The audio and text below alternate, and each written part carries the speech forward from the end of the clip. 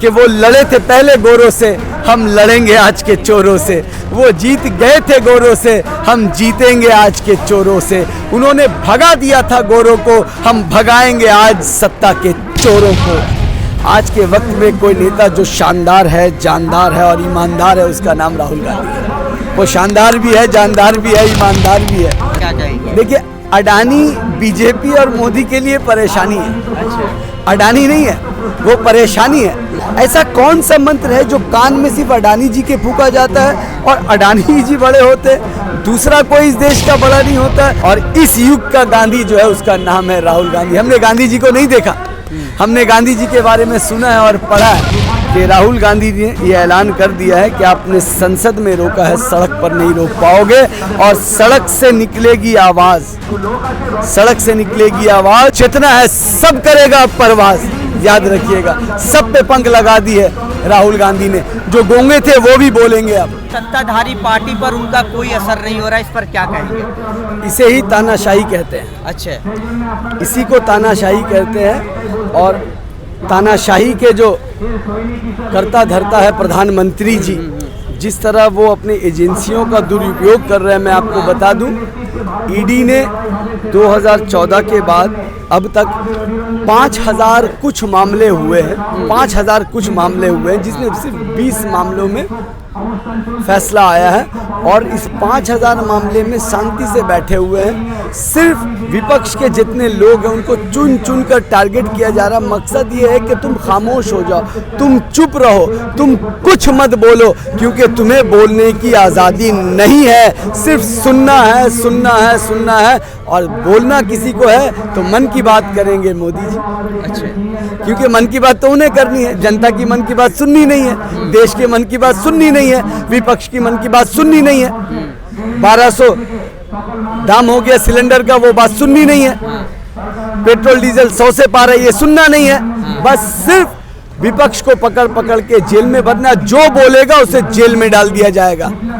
यही उनकी राजनीति है, यही उनकी रणनीति है और यही उनकी सोची समझी साजिश है। अडानी मुद्दे पर लगातार राहुल गांधी और विपक्ष सवाल कर रहे हैं, लेकिन मोदी जी कहीं ना कहीं खामोशी साधे हुए हैं, चुप्पी साधे हुए हैं। इस पर क्या कहेंगे? देखिए, अडानी बीजेपी और मोदी के लिए परेशानी है। अच्छा, अडानी नहीं है, वो परेशानी है। अब आप बताइए कि मैं तो कहूँगा नरेंद्र भाई मोदी जी से और बीजेपी के सारे प्रचार तंत्र से, जो आप आते हैं मन की बात बोलते हैं, मन की बात में बस इतना बोल दें कि देखिए अडानी कैसे हजारों लाखों करोड़ गुना इनकम कर लेते 2014 के बाद। वही राज कम से कम देश के बेरोजगारों को बता दे तो पूरा देश करोड़पति अरबपति हो जाता, लाखों लाख करोड़ कमा लेता। ऐसा कौन सा मंत्र है जो कान में सिर्फ अडानी जी के फूंका जाता है और अडानी जी बड़े होते, दूसरा कोई इस देश का बड़ा नहीं होता। देश के प्रधानमंत्री क्या सिर्फ अडानी जी के प्रधानमंत्री है? क्या एक व्यक्ति का प्रधानमंत्री? और मुझे अफसोस तब होता है, आपने मेरी बहन से बहुत सारे सवाल किए। एक सवाल यहाँ पे ये पैदा होता है कि कल का जो प्रेस कॉन्फ्रेंस हुआ राहुल गांधी का, उसमें कुछ मीडिया ने ये सवाल किए हैं कि कांग्रेस के भी बहुत सारे मुख्यमंत्री हैं जो अडानी के साथ कारोबार कर रहे हैं। कारोबार करना मना नहीं है, गुनाह नहीं है। अच्छा, आप कारोबार कर सकते हैं। हाँ, एक दुकानदार हो या कुछ भी हो, वो अपना दुकान खोलता है और उसमें हर कोई आता है, अपना सामान लेगा जाएगा। मगर किसी किसी के साथ जब आप जालसाजी करेंगे, जब किसी के साथ प्लानिंग के तरह आपने दिखाया, अगर आप में हिम्मत है, मैं चैलेंज कर रहा हूँ बीजेपी वाले को कि हमारे जिस मुख्यमंत्री ने अडानी जी के साथ काम किया, कहीं भी एक भी घोटाले हैं?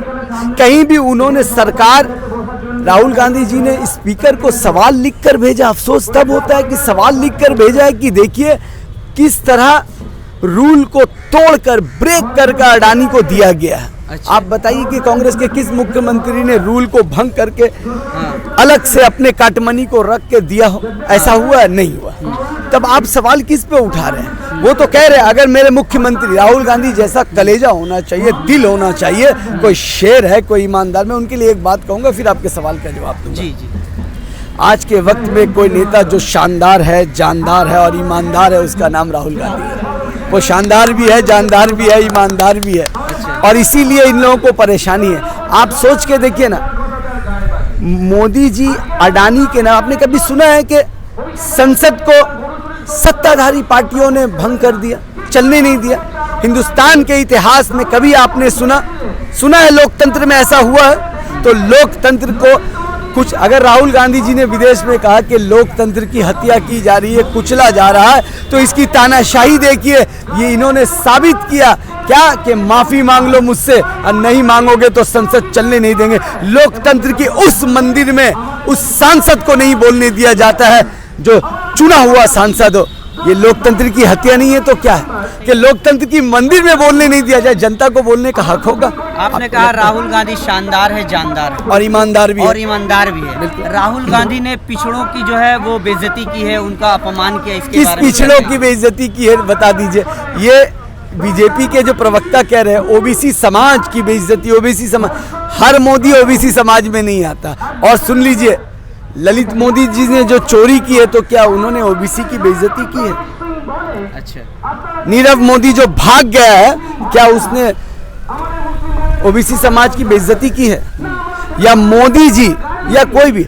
अभी आपको पता होगा मध्य प्रदेश में गवर्नर ने, उनका नाम याद नहीं है, उन्होंने कहा कि गांधी जी एचएस पास थे। राष्ट्रपिता के बारे में आप इस तरह की बात करते, ये जाहिलों की जमात है जिसने झूठ परोसने का जिम्मेदारी ले लिया है और वो जानते हैं कि बस हम झूठ बोलेंगे, झूठ खाएंगे, झूठ फैलाएंगे और देश को भ्रमित करेंगे। अच्छा। मगर हिंदुस्तान के लोगों को बेवकूफ़ समझते हैं। क्या सोचते हैं? अरे ये वही धरती है जिसने अंग्रेजों को भगाया है, जिस सरकार का सूरज नहीं डूबता था। अरे वो अंग्रेज इसी तरह तानाशाह थे, वो हंसते थे, कहते थे ये चंद कांग्रेसी हमें हटा देंगे, भगा देंगे।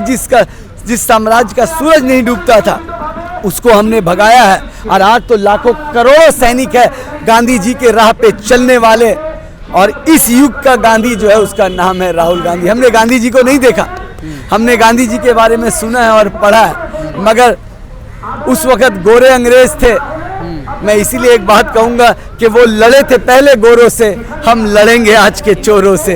वो जीत गए थे गोरों से, हम जीतेंगे आज के चोरों से। उन्होंने भगा दिया था गोरों को, हम भगाएंगे आज सत्ता के चोरों को, सत्ता के दलालों को उतारने की जो जिम्मेदारी, जो पीड़ा जो राहुल गांधी ने उठाई है, उस पीड़ा को लेकर राहुल गांधी के कदम के साथ कदम मिला के इस देश का हर नौजवान चलने को तैयार है। क्योंकि जो सबकी उम्मीद थी अब वो जान बन गया है, जो सबकी उम्मीद थी अब वो जान बन गया है। देखते देखते राहुल गांधी हिंदुस्तान की शान बन गया है।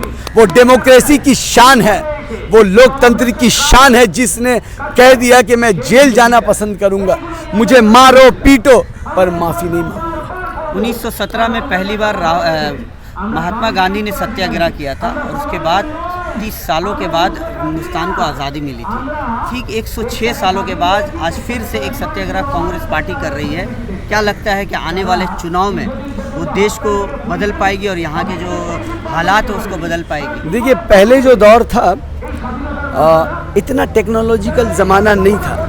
एक बात को एक दूसरे जगह पहुंचने में बहुत वक्त लगता था, अभी 1 सेकंड में पहुंच जा रहा है। तो मैं कह दूं कि उस वक्त जो वक्त ज़्यादा लगा था, इस वक्त ज़्यादा वक्त नहीं लगेगा, बस 1 साल के अंदर में ही परिवर्तन हो जाएगा। एक आखिरी सवाल आपसे करेंगे कि जिस तरह विपक्ष पूरा साथ दे रही है, अरविंद केजरीवाल ने भी कल बयान दिया राहुल गांधी की हिमायत में, और भी आरजेडी वाले भी राहुल गांधी की हिमायत में बयान दे रहे। अभी तक ममता बनर्जी सरकार से, टीएमसी सरकार से कोई बयान सुनने को नहीं आया है। क्या ममता बनर्जी ने भी ट्वीट किया है, आपने शायद नहीं देखा हो, गलती से आपके जहन से निकल गया, और मैं बहुत खुश हूं और उन सभी पार्टियों का धन्यवाद करना चाहूँगा। जिस तरह से विपक्ष साथ होकर 2024 में इलेक्शन लड़ेगी, क्या ममता बनर्जी कांग्रेस का साथ देगी? सवाल पूछने का मकसद ये सवाल का जवाब खुद ममता बनर्जी दे सकती है, क्योंकि वो साथ देंगी कि नहीं है उनकी अपनी पार्टी है, वो आएंगी कि नहीं हमारे पार्टनरशिप में, ये उनका सवाल है। मगर कांग्रेस का जो स्टैंड है वो क्लियर है।